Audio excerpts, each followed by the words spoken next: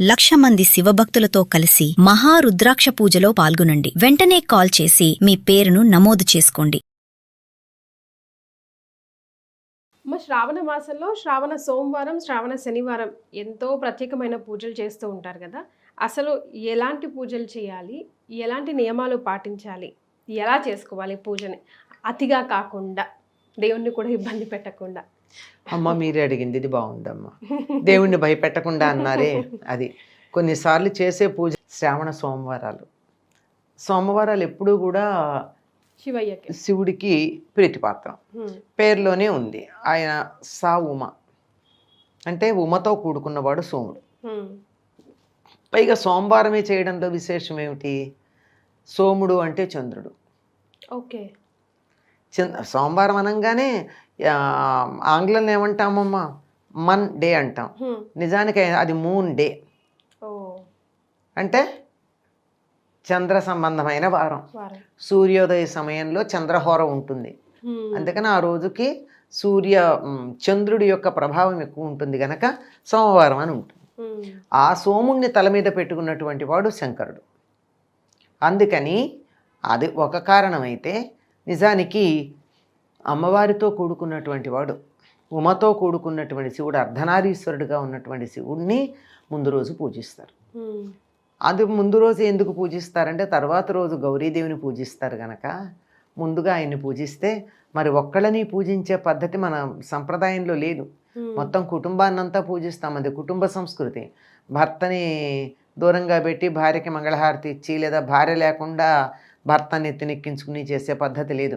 ఏ దేవతని మనం ఆరాధన చేసినా తప్పనిసరిగా జంటగానే చేస్తాం. అటువంటిది మంగళవారం నాడు అమ్మవారికి చేయడానికన్నా ముందు శివుడికి సోమవారం నాడు శ్రావణ మాసంలో చేయడం. భార్యకి ఇష్టమైన రోజున ఇద్దరి ఇష్టానిష్టాలు కలిసి ఉంటే గొప్ప దాంపత్యం. భార్యకి ఇష్టమైంది కనుక ఆయనకు కూడా ఈ నెల ఇష్టం. తనకి ప్రీతిపాత్రమైనటువంటి రోజు సోమవారం, అందువల్ల సోమవారం శివుణ్ణి పూజించటం అలవాటుగా ఉంది. ఇంక మీరు తర్వాత అడిగారు శనివారం అని. శనివారం ఎవరికి మనం మామూలుగా ఈ కాలంలో శనివారం అనగానే గుడికి వెళ్ళాలంటే ఏ గుడికి వెళ్ళడానికి వెళ్తారమ్మా అందరు? వెంకటేశ్వర స్వామి. మరి శనివారానికి వెంకటేశ్వర స్వామికి సంబంధం ఏంటి? అదే కదా, ఏమిటి సంబంధం? వెంకటేశ్వర స్వామి యొక్క నక్షత్రం శ్రవణ నక్షత్రం. శ్రవణ నక్షత్రానికి అధిపతి శని కనుక శని మనని ఏమీ చేయకుండా ఉండాలి అంటే, శ్రవణ నక్షత్రం తన జన్మ నక్షత్రంగా కలిగినటువంటి వెంకటేశ్వరుణ్ణి మనం ఆరాధించినట్టయితే ఆ శనైశ్వరుడు తన పనిలో తాను ఉంటాడు. కానీ నేను ఈశ్వరుని అనుకున్నానే, ఒకవేళ ఈశ్వరుని గట్టిగా పట్టుకుంటే శని ప్రభావం ఉండదేమో అనుకున్నాను. అలా కాదు, మామూలుగా అయితే ఉండదు. ఎందుకంటే ఆయన్ని దమించగలిగినటువంటి వాడు, శనిని దమించగలిగినటువంటి వాడు ఈశ్వరుడు. నిజంగా చెప్పాలంటే శివుడు తనంతట తానుగా కన్నా హనుమ రూపంలో వచ్చినప్పుడు శనిని అదుపులో పెట్టడం అన్నది మనం గమనిస్తాం. అంచేత హనుమంతుడు ఉన్న చోట శని తోక దాడించడు, ఎందుకంటే ఈయనకి తోకుందిగా ఆయనకి అక్కర్లా. అంచేత అందువల్ల అది ఈ మొత్తానికి ప్రతిరోజు ఎక్కడ గుర్తుపెట్టుకుంటామమ్మా? ఒక్కసారి వాళ్ళకి ఎవరి మాట ఎవరు వింటారో వాళ్ళ చెప్పు చేతల్లో పెట్టేసి ఊరుకుంటే మనం హాయిగా ఉండొచ్చు. అందువల్ల శ్రవణ నక్షత్రానికి అధిపతి అయినటువంటి శనిని అదుపులో ఉంచటానికి, అంటే వాళ్ళ కర్తవ్యం వాళ్ళు చేయాలి, పిచ్చి వేషాలు వేయకుండా కొంచెం జాగ్రత్తగా చేయడానికి శ్రవణ నక్షత్రం తన ఇదిగా కలిగినటువంటి జన్మ నక్షత్రంగా కలిగిన వెంకటేశ్వర స్వామిని ఆరాధించడం మనకు కనపడుతూ ఉంటుంది. ఇది మామూలుగా ఎప్పుడు ఉండే శనివారాలు అయితే, శ్రవణ నక్షత్రం అన్నాం కదా, శ్రవణ మాసం మొత్తం కూడా శ్రవణ నక్షత్రానికి ప్రాధాన్యం ఉంది. పేరులోనే ఉంది కదా. పూర్ణిమ నాడు ఏ నక్షత్రం చంద్రుడి సమీపంలో ఉంటే ఆ నెలంతా ఆ పేరుతో ఉంటుంది. ఈ శ్రావణ పూర్ణిమ నాడు శ్రవణ నక్షత్రం ఉంటుంది చంద్రుడి సమీపంలో కనుక దాని ప్రభావం ఈ నెలంతా ఉంటుంది గనక ఆ శ్రవణ నక్షత్రం తన జన్మ నక్షత్రంగా కలిగినటువంటి వెంకటేశ్వరుణ్ణి ఆయనకి ఇష్టమైనటువంటి శనివారం నాడు, అంటే శ్రావణ మాసంలో శ్రావణ శనివారం నాడు ఆయన్ని గనక ఆరాధించినట్టయితే అత్యద్భుతమైనటువంటి ఫలితం లభిస్తుంది అని చెప్పి అందరి విశ్వాసం అమ్మ. అందుకని ఈ శనివారం చాలా గొప్పగానే పూజ చేస్తారు. ఎంతగా అంటే వరలక్ష్మి వ్రతం అయితే ఇంట్లో అందరినీ పిలవడాలు అట్లాంటివన్నీ చేస్తారు. కానీ ఈ శ్రావణ శనివారం ఇదో వ్రతంగా చేసేటటువంటి వాళ్ళు ప్రత్యేకంగా ఎవరిని పేరంటం పిలవడం లాంటివి ఏమీ లేకపోయినా ఇంటికి ఎవరన్నా ముత్తైదు వస్తే తాంబూలం ఇచ్చి పంపిస్తారు. ఏమిటి వాళ్ళ అంటే శ్రావణ శనివారం అండి, అన్నిటికీ సిద్ధంగా ఉంటారు. ఆ తాంబూలంలో ఏముండాలమ్మా? మామూలుగా మామూలు తాంబూలం అంటే ఇప్పుడు వరలక్ష్మి వ్రతం తాంబూలంలో శనగలు కంపల్సరీ అని పెడతాం, అట్లాగా ఏమైనా ఉండాలా అని? ఏం లేదు, తాంబూలం మామూలే.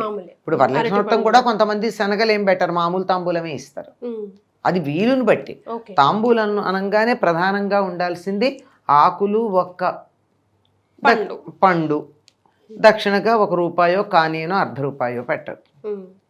ఓపాన శక్తి పెట్టాలని నియమం కూడా లేదు. ఒకవేళ దానికి కూడా అవకాశం లేనటువంటి వాళ్ళకి పూజ చేసుకుని తాంబూలం ఇచ్చుకునే వీలు లేదా అంటే హాయిగా దక్షిణగా పెట్టే దాని బదులు కూడా 2 అక్షతలు వేయచ్చు.